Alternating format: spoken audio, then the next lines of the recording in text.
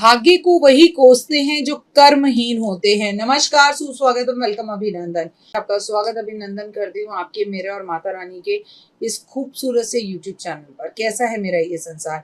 आप दीन दुगनी रात चौगनी तरक्की करें, माता रानी की असीम कृपा आप पर बनी रहे और जीवन में कभी किसी चीज की कोई कमी ना हो। ओए होए, कैसे हैं आप? आज हम काला अष्टमी की बात कर रहे हैं और 17 जुलाई गुरुवार का दिन काला अष्टमी है।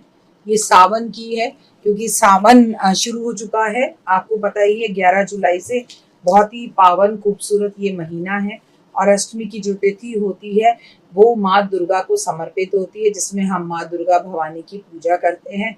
और जिस तरह से प्लेन क्रैश हो रहा है, तकलीफें हो रही हैं, परेशानियां हो रही हैं, पति पत्नी में झगड़े बहुत हो रहे हैं, मैं आपको बता दूं 28 जुलाई तक मंगल और केतु की युक्ति कुछ यूं ही बनी हुई है और ये चीजें लगातार होती रहेंगी। और ये कोई वीडियो मैं 17 जुलाई को आपके साथ शेयर कर रही हूँ, 17 जुलाई के लिए शेयर कर रही हूँ, तो मैं इससे 16 जुलाई को जो है शूट नहीं किया है।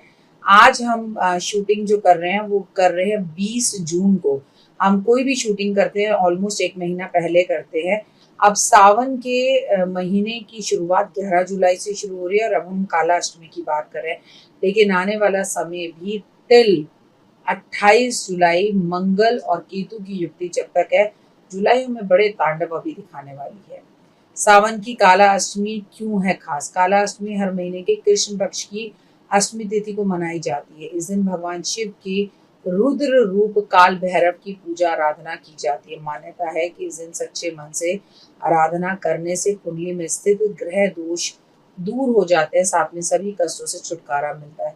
साथ ही सावन के महीने में काला अष्टमी बहुत ही चमत्कारी मानी जाती है। वैसे तो मैं आपको ये बताऊं, कभी भी काला अष्टमी आए, मतलब किसी भी मंथ में आए, वो बड़ी चमत्कारी होती है। लेकिन सावन में होने वाला हर त्योहार, हर दिन, हर वक्त, हर पल बेहद खास होता है, क्योंकि शिव शक्ति के साथ धरती पर होते हैं, आपके कष्ट और तकलीफों को दूर करते हैं, जीवन में सुख, वैभव और यश लाते हैं। ये चमत्कार आपके साथ भी हो सकता है, बस आपको कुछ बातों का ध्यान रखना है, कुछ उपाय करने हैं, फिर देखिए ओए होए कैसे बदलती है आपकी किस्मत। 17 जुलाई को होगी चमत्कारी काला अष्टमी, जो कि सावन की अष्टमी है। काला अष्टमी की तिथि की शुरुआत 17 जुलाई सुबह 9:19 से होगी और तिथि का समापन जो है वो अगले दिन होगा।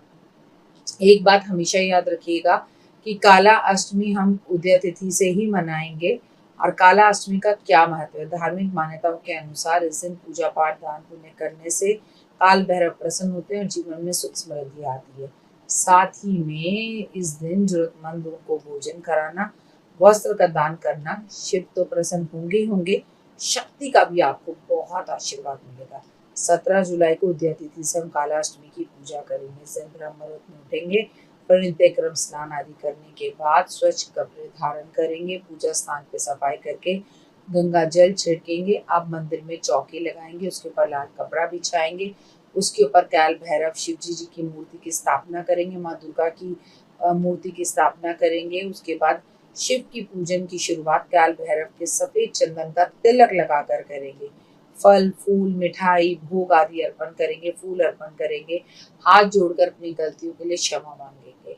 आपको अब काल भैरव की आरती करनी है, प्रसाद भोग लगाना है, सूर्य देव को जल अर्पित करना है। पूजा समाप्त होने के बाद आपको ये सारा प्रसाद जरूरतमंदों में बांटना है। कालाष्टमी के दिन भूल कर भी ना करें ये काम। कालाष्टमी के दिन शराब का सेवन बिल्कुल नहीं करना चाहिए, साथ ही मांसाहारी से भी दूर रहना चाहिए। आप काल भैरव को शराब का भोग लगा सकते हैं, लगाकर मंदिर के बाहर बैठे हुए लोगों को ही ये भोग बांट सकते हैं। इस दिन अहंकार ना दिखाएं, बुजुर्गों का अनादर ना करें, महिलाओं को अपशब्द ना बोलें। इस दिन नुकीली चीजों का इस्तेमाल करने से बचना चाहिए। इस दिन जानवरों को परेशान नहीं करना चाहिए, ऐसा करने से काल भैरव नाराज होते हैं। ऐसे स्त्री का अपमान या पुरुष का अपमान या जानवरों को, बेजुबान जानवरों को तंग तो कभी भी नहीं करना चाहिए।